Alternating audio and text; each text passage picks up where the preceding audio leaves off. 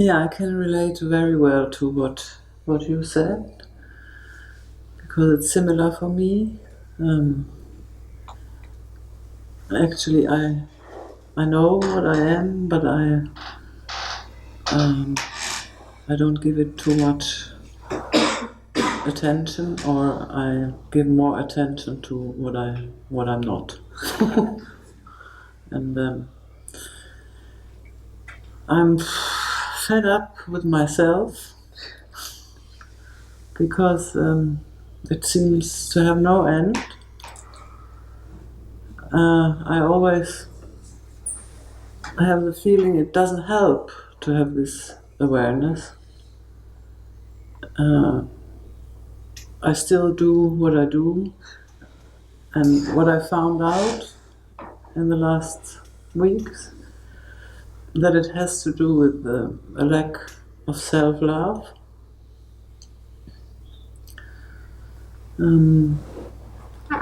Yes, and I want to explore that a little bit. Yeah. So when you say you found out, in what way did you find out? That I just don't care about my person because it's not me. Or this is the excuse I always use. Yeah, right. Yeah, I mean, especially if you've been on this spiritual path for a long time, and you've been hearing that you are not your body, you're not this person, and this can become a way of actually denying this person. Yes. And actually, we have to come full circle back to this person, and you don't ever lose that knowing of who you really are. You can't lose that. So there's no risk in then diving back into being this person. It's just that's that more loving for this human. Yeah, I feel this is the way I have to go. I was denying it, resisting it, but I feel this is it, and it's not. I never learned it to really take care of my inner child or my feelings, or in the past I tend to make them even bigger, make a drama out of everything. And now it feels like the other extreme, not feeling anything. Yeah, so where's the line between not feeling at all and making drama? Yeah. Yeah, and it is about a moment-to-moment sensitivity. There's not one thing that you can just say, oh, okay, it's always this. It's really like in each moment feeling, sensing what is real for me right now, and it can be very subtle.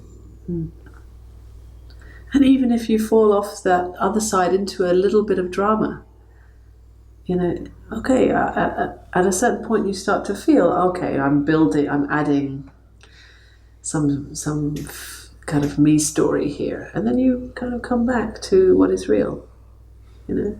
That's okay. And if after a while you start to kind of space out a bit into something that's not human so much, again you bring it back, And it's very and allowing yourself to fall off that edge any time. I mean, you're focusing more on the present experience and being sensitive. But if you fall off either side, you just forgive yourself. This is also self-love. Forgiving yourself for not being able to be so loving. Because that not being able to be so loving to this human is also one of your little children. Yeah. Maybe I have an example to demonstrate how it is. Because this sensitivity I actually have. I feel a lot. But I don't respond from that. So in my work, there was a situation a few days ago. A man came in our office, and I thought it's a client, but he wanted to flirt with me. So he was sitting there and making compliments about my eyes and stuff. And I felt this, I don't want this. It's not the room for that now. Or anyway, I didn't want it in the office. But I kept on being very friendly, and I gave him some water. And I only said, no, this is not what we're talking about. We're talking about educating children, blah, blah. And he kept on looking at me, and I felt this, actually I want to throw him out immediately. Yeah. But I didn't do, because I'm a social worker and he's a client and I have to be friendly. He was a client? No, he wasn't. He was. But you thought he was? I thought he was, but he was looking for something else, for a security office. Okay. But after 10 minutes I knew what he wanted, but till this moment I kept on being very... only said, no, we don't talk about that, but what you want. Instead of just throwing him out. Right, but you were also playing your role as the social worker to a client, which... Yeah, but I think this would be a moment where I really should listen to myself. Because there was one situation he was doing like this, and I thought, maybe now he's getting a knife. I was really... But still, I still kept on my form, and... Yeah. And afterwards I was beating myself up, because how could I let somebody step over the boundaries that far? Although I felt it. Yeah. You know? Yeah. And how did he leave in the end? He left, friendly. Yeah, he left. So, in a way you managed it, friendly. I mean, you could have just said, get out, You could have, but you managed it in a gentle way, and you managed to, you got him out the door. Oh yeah, I didn't say. He took me in his arm and... Oh. Yeah, so it was quick. I couldn't do anything against it. He got up and did like this. Okay. Yeah. And then I said, now you go. Okay, so then it came. Yeah, then it came. But very late. Okay. Right. Yeah. So what happened? Why didn't you? I don't know. Before? This is what I don't get my whole life. What this is. So you felt this is not good. This is, and then mentally, what was happening? I need to be friendly. Yes, also this movie that was an Arabian man. And then the social worker came in. He's a macho man, a macho culture, and I can't teach him in 2 minutes to forget all about his women picture. So I have to understand that, Yeah. And all the time I felt this, no, it's not my truth. Yeah. But I was playing as if everything is fine. Yeah. So if you were to imagine playing out in a different way from what would that have looked like? I would have stopped him at the door already. I could have asked him, what do you want here? And then at the door, it would be clear that he's wrong. He's not my client. He has to go to another office.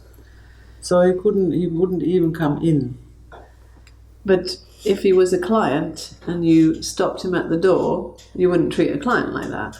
No, but I would know what do you want. If he would have said, I have some problems with my children, then of course he would be a client. And why didn't you do that? Why didn't you stop him at the door? Because I'm so friendly.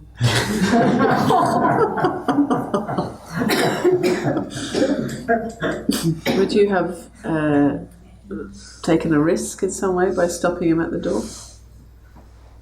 For you? Would you have lost something?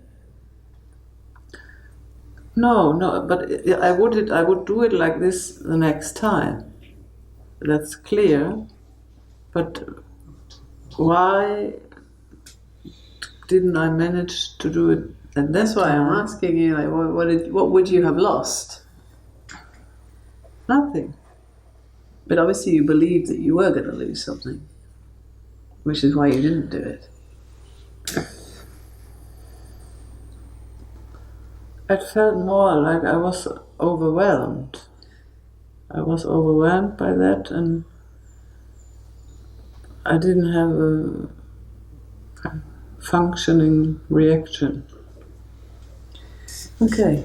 Yeah. So it sounds to me also the worst part of this is how you beat yourself up afterwards, really. Because that situation, I mean, okay, yeah, you were overwhelmed, so it was not like you had really access to take action, to the feeling and then to take action. In that moment when you're overwhelmed, you don't really have access to what you're feeling. Is that your experience? Like you're a bit like, so you might feel something. The feeling was there, but I know nothing coming as a response. Yeah. So there's a kind of a bit of a disconnect. Yeah. Between your bits of spacey maybe, and then you have the feeling, but you can't connect to the feeling and move from that. Yeah. And there's nothing you can, in that moment, there's nothing you could have done really to connect that. I mean, no. You could try taking some deep breaths and feeling what you feel, but it all takes more time. Right. And that would be maybe something more to practice when you're not in a situation like that. To practice more kind of connecting to what you feel. Breathing it into your whole body.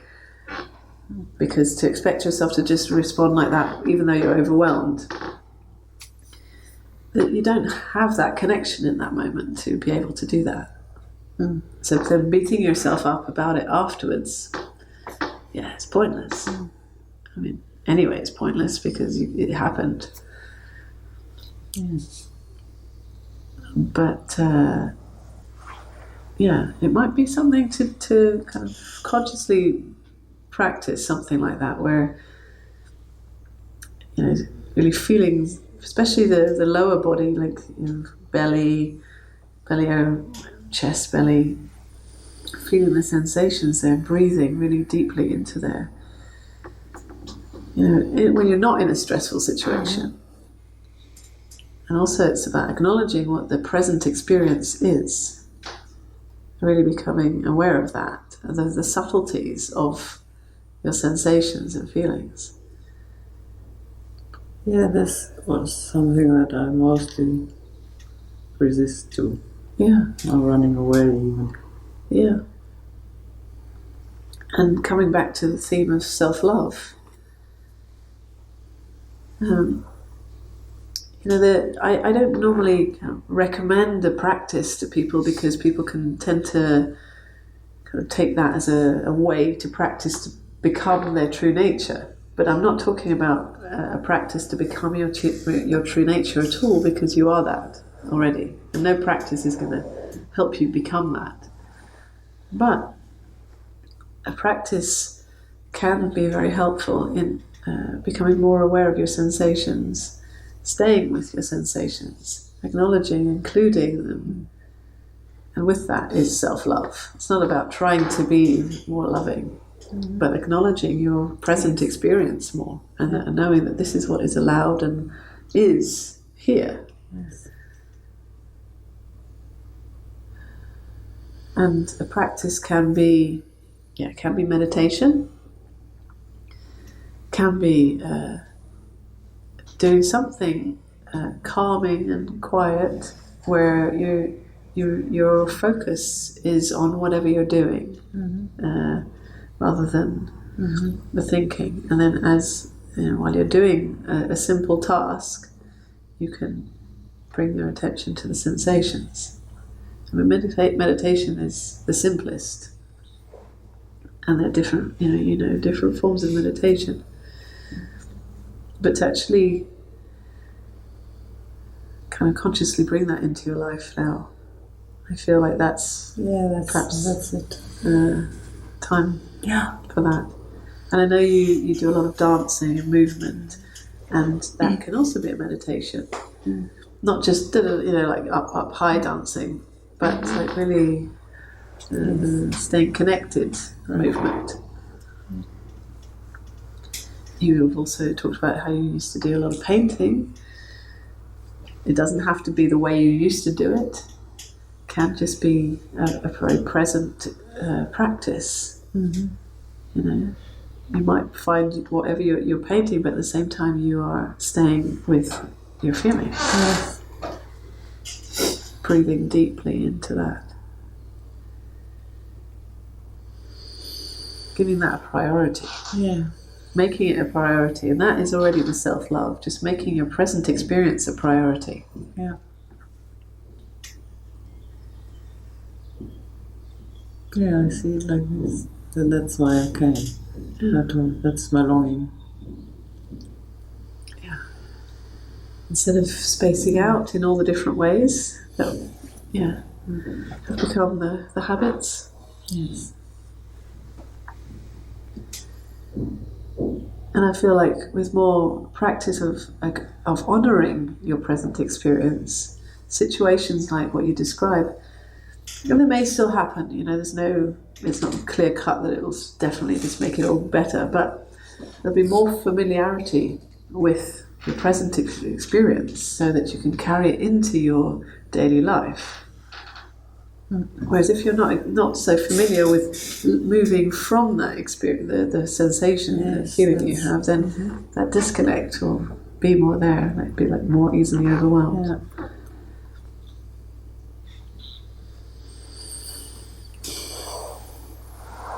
And it doesn't have to be like a really strict discipline or something, but a little bit. A little bit. A little bit. Yeah.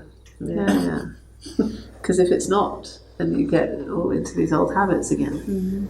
So a bit of, at least dedicate some time every day if you can, or most days. And if you forget one day, okay, just bring it back, come again, try again the next day. And then some days it will be a struggle.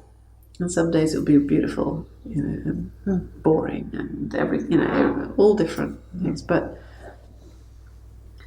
making it a priority to at least focus on your present experience, sensations, feelings, every day, as much as possible. Like brushing teeth. Yeah. We dedicate that time every day, right?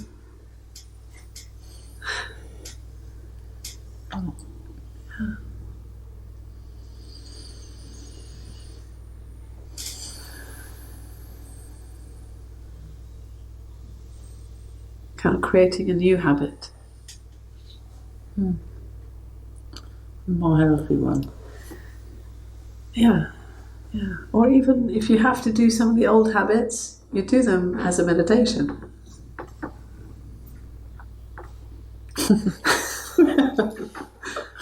Yeah. You don't space out when you're smoking, for example. You really inhale, exhale, really consciously, which is not what you are used to doing. You perhaps want to smoke a cigarette to space out, so that you don't have to feel. So if you smoke the cigarette, really feeling what you don't want to feel.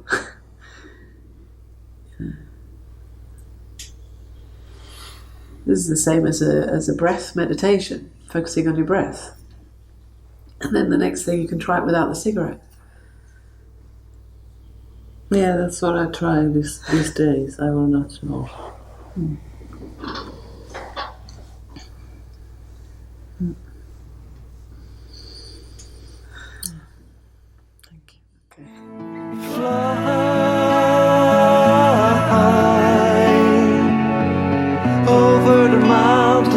prevented you from going high. Make your own choice and listen to